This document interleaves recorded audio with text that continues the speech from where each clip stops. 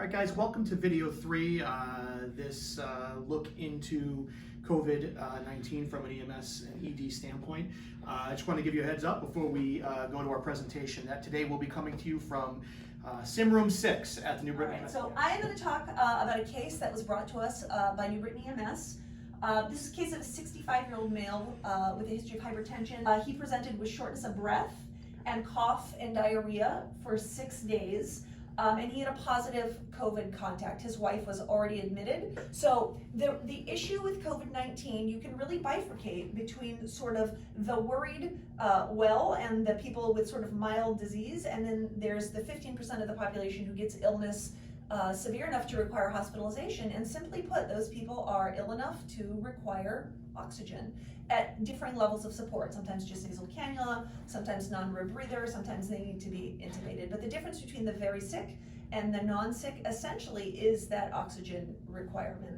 So what we thought early on is that these patients can get sick quickly, and this patient did. He presented 85% on 6 liters nasal cannula, but with a non-rebreather, they were able to kind of get his oxygen level up, and he ended up being admitted to the floor.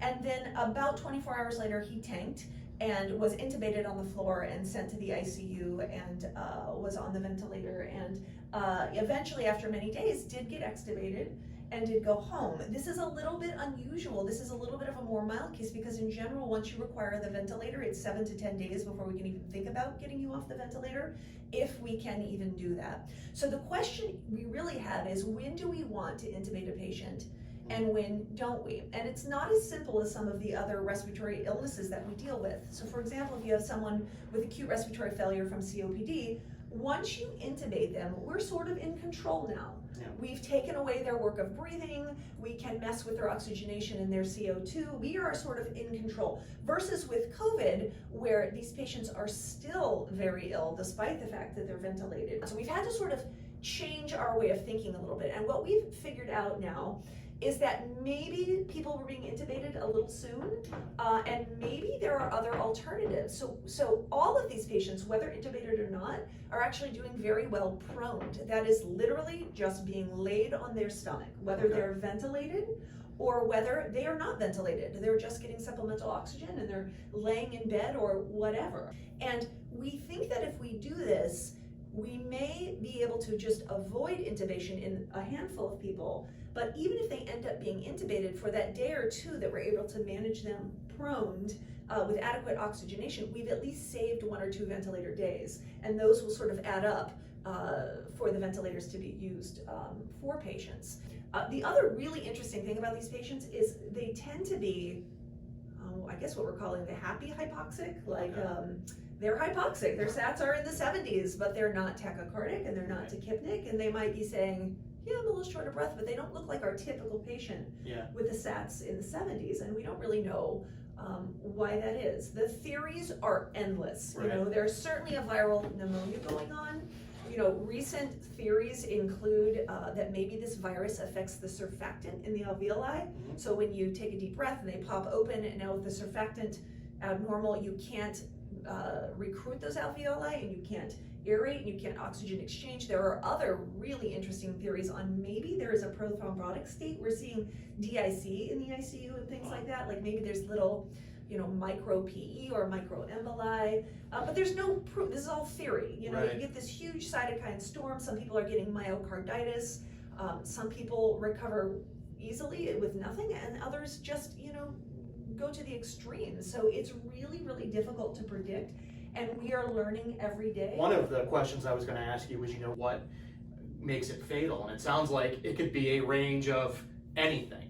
And essentially we're saying, you know, it's most of it is ARDS and they just don't do well. Yeah, but what we don't know is why it will affect, you know, a 40-year-old man that way. Right. And why it might not affect this 40-year-old man in the same way. And it seems like there are, you know, anecdotal reports of whole families getting severely ill. So maybe there's a genetic component to some degree. You know, they're looking at where the virus binds, and, you know, maybe it's more receptive in some people and just more virulent and so on. You know, the theories just go on and on. It does seem like children are protected, and Yeah. they think that maybe, so there is a seasonal coronavirus, very different, Okay. that is, just one of the causes of URI and so on, and they think that because these kids get sort of, dripped in their seasonal coronavirus, that maybe they have little bits of immunity. Right. As a result, once they hit sort of daycare and school age and so on, and then as we're adults and we pick our nose less and we have, less spreading of germs in general,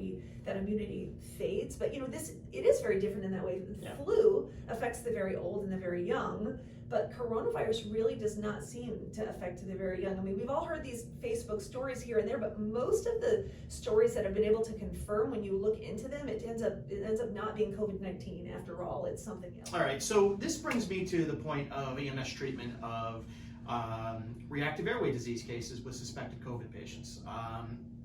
And I give kudos to the statewide protocol subcommittee.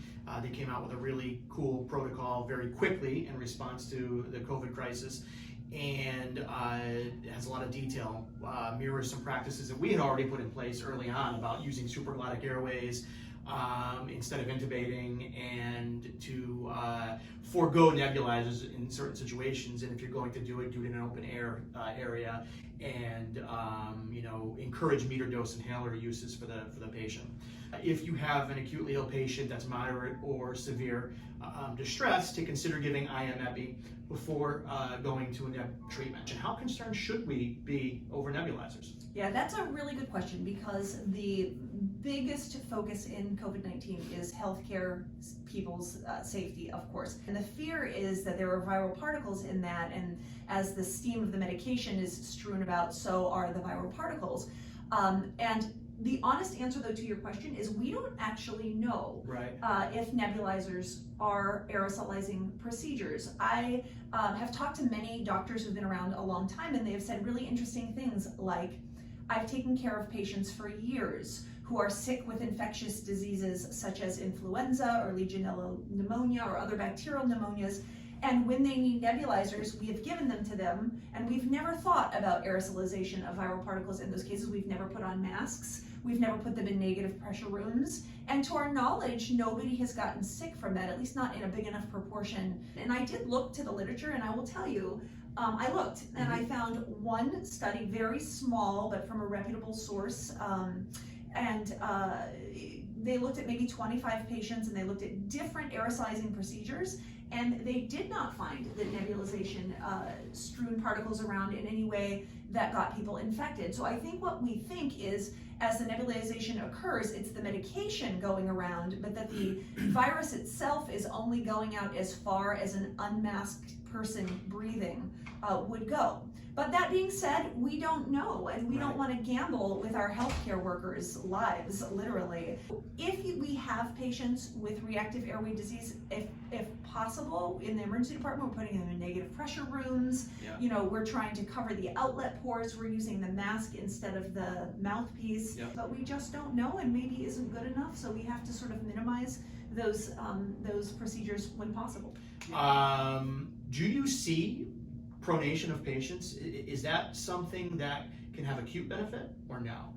That may be a recommendation someday for EMS providers if you have a patient in acute distress, or? Yeah, well, I think that probably will extend to EMS, especially for those companies who are sort of further away from definitive care. But we're even seeing benefit in patients who are hypoxic but not in distress, who are we're maybe trying to stay away from intubation. We're flipping them over as well. And so you can imagine a situation where you have someone who is hypoxic but otherwise well, that if they are able to flip on their belly without, creating too much havoc and aerosolizing too much from the huffing and puffing of that there is no harm in that, and there may very well be benefit.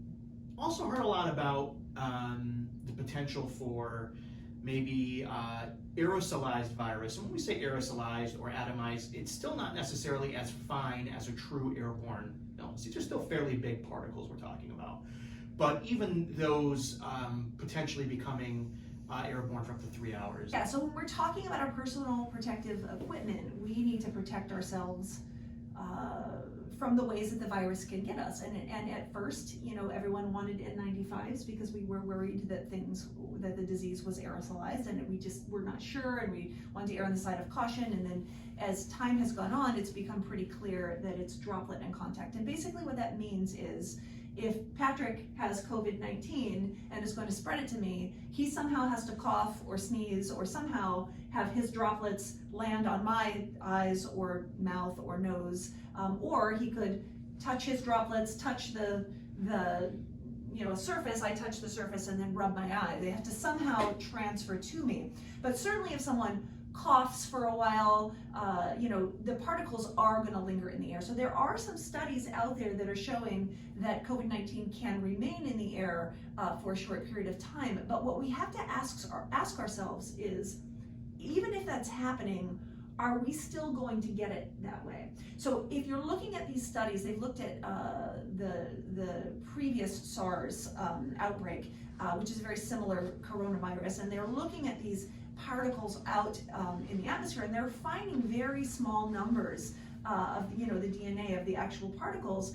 And what they're looking at, though, what we need to look at is not do the particles exist, but can we get sick from them? And what we know from SARS is that it doesn't appear to be so.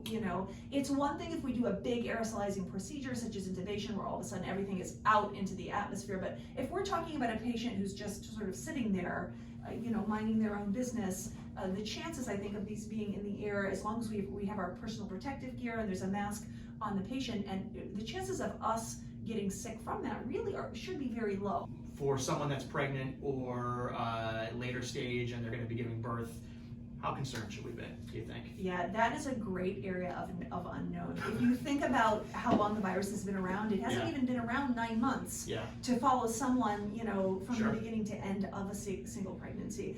We definitely, are taking women who are positive and they are delivering by C-section. We think that maybe that will decrease vertical transmission. So vertical transmission is from mother to the next generation during childbirth. That seems to decrease it. There are no known bad effects to the fetus or to mom, but that is way too early to say. So certainly pregnant people who are suspicious of COVID-19, they are being followed very closely by their OBGYNs, by maternal fetal medicine, by everyone. Yeah, so I think the take home out of all this is, for healthcare providers, use caution when doing aerosolized interventions or potentially interventions that may potentially aerolize the virus, specifically around intubation, non-invasive ventilation, CPAP, BiPAP, making sure you have good mask seals, making sure you're using HEPA filters on your devices, and try to keep some positivity in your mind, as long as you're taking all the right steps, wearing your PPE, that you're really minimizing that risk. I think to just ride on those coattails, in pre-hospital EMS, in the emergency department, we move quickly, and we have to move slowly. There's sort of the phrase, there's no emergencies in a pandemic, and that really is true. So I actually, just my opinion based on no science, is I think that we are most likely to get the disease from taking our gear off inappropriately. We have to slow down, and EMS and emergency rooms, we never slow down, but really we have to slow down for our own protection. I think that about wraps it up. If you have any questions, please get in touch with me, or you can leave them in the comments and we'll try and get them answered. We thank you for your time, and remember to please stay socially distanced out there. I want to thank Dr. McDade. We'll have you back again, believe me. And hopefully it's not for COVID stuff. We can do some other fun stuff. Thank you.